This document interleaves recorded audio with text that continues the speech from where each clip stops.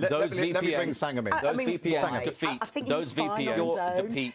Those VPNs defeat. Okay, let's explain to me why Katie Lamb's speech in the House of Commons, where she excoriated the track record of those who covered up the grooming gangs, for example, that has been censored on X. Footage of an anti-migrant protest in Leeds has been censored. You wash your hands of the consequences of the legislation that you passed. She managed to work her way all up to the House of Lords, but when Zia Yusuf pressed her with this one question, she couldn't handle the heat. Let's watch. Starmer's collapse in terms of his favourability rating is without precedent in history. And I want to make this point too. If this is about protecting children, then you'll have to explain to me why Section 44 of the Act gives none other than Mr. Carl himself the ability to unilaterally order Ofcom to rewrite the rules on his whim without parliamentary scrutiny, or Section 179 that creates a threshold of illegality, forcing not just making this speech illegal, but forcing social media companies to proactively censor and take down speech that is, and I quote, causes non-trivial psychological harm. Who determines that? Who determines what non-trivial psychological harm is? So all of that stuff, it's a 200-page act. Most of the people talking about it, frankly, haven't read it. We have. And by the way, any student of history will tell you that tyranny is always presented in the warm fuzz of safety and security, and in the hope that nobody reads the small print. Particular argument. Yeah, this argument is extremely unedifying, the one between Peter and Nigel. I think the serious point here is about the protection of children and the protection of the public from serious illegal harm. It is illegal, and I defy you, Mr. Yusuf, to say that it's OK for certain websites to be promoting terrorism and nothing should happen. I defy you to say that it's absolutely OK for websites and algorithms deliberately to target children with pornography, and you're OK with that. I defy you, actually, to look at any of the 17 forms of crime that are listed in the Ofcom guidance and say you're OK with them being promoted. You couldn't possibly be. As for the ability of Peter Carl, the Secretary of State for Science and Technology, to be able to write regulations, that is a completely usual piece of legislation.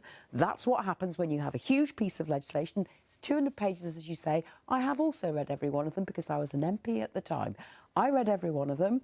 You come out with something that's important as a principle, which Jonathan has said, it's important that a country decides we do not want children to be harmed by pornography, access to terrorism, which you, Jonathan, said yourself in your evidence to Ofcom, is extremely dangerous because children are particularly vulnerable. Now watch her face during this next clip, because I bet she's thinking, I wish he wasn't brown so I could call him racist. Tension, isn't there, Zia, where if you're a free speech absolutist, then all that is fine, but there are laws about what you can and can't see and what you can and can't promote.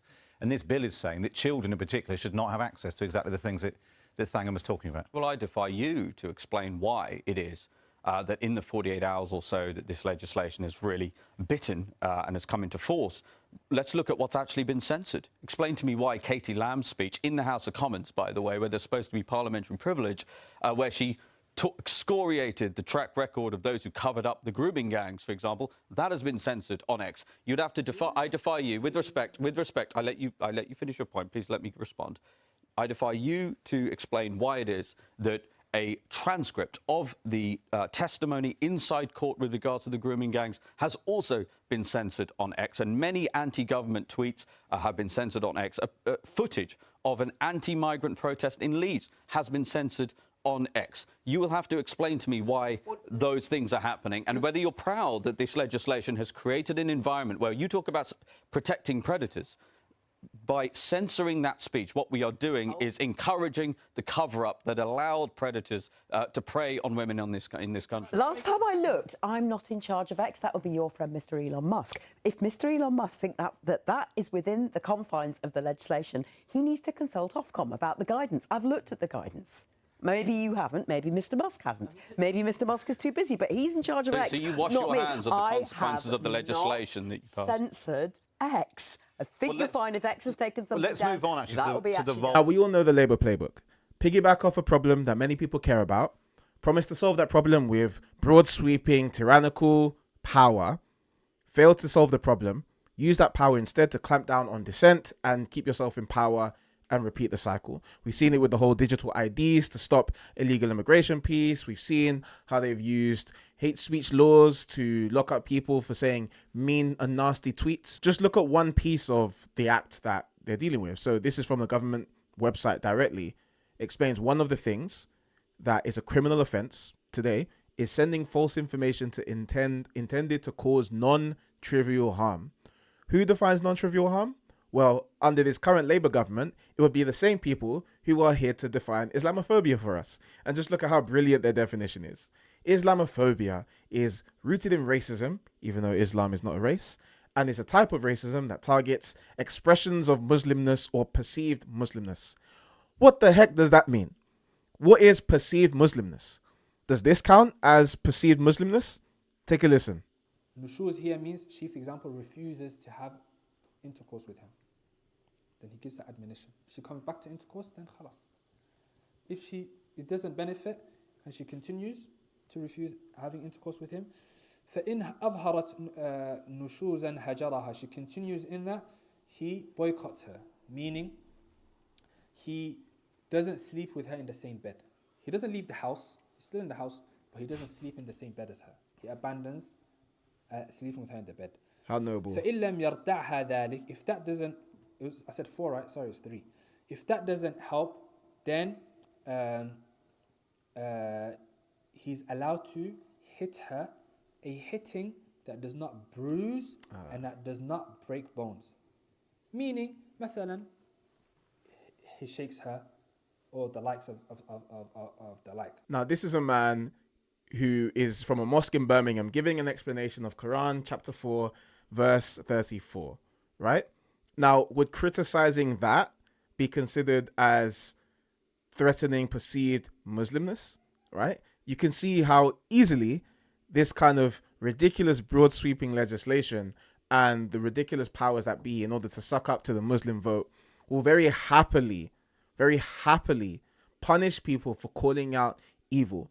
And it's really interesting because the Labour Party seem to be all about dealing with violence against women and girls, and yet you've never heard them say anything about fundamentalist Islam and the violence it literally calls for against many women and girls. Now, you might say, not all Muslims think this way. Sure, that's fine. Maybe not all do.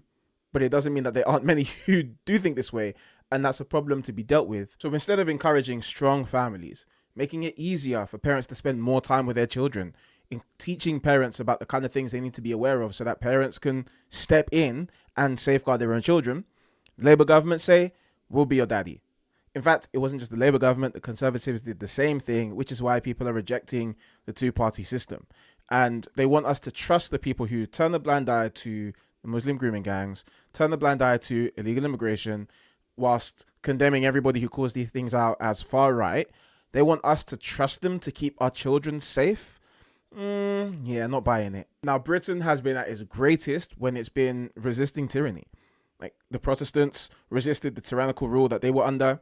They ended the death penalty for blasphemy in the 1600s, when many other countries still practice that today. Christianity, from its root, Jesus standing up against the tyranny of the Pharisees and the hypocrisy, using their power to cover up evil. And now we need to do exactly the same today. We need to reject the idea, the false impression that if we just give our government all the power, they will solve all the issues, when time and time again, they show us not true biblical justice that doesn't discriminate between rich or poor, minority versus majority, but is just and impartial. For their two-tier justice, we need to call that out and continue to resist it to ensure of not only our freedom, but the freedom of our children.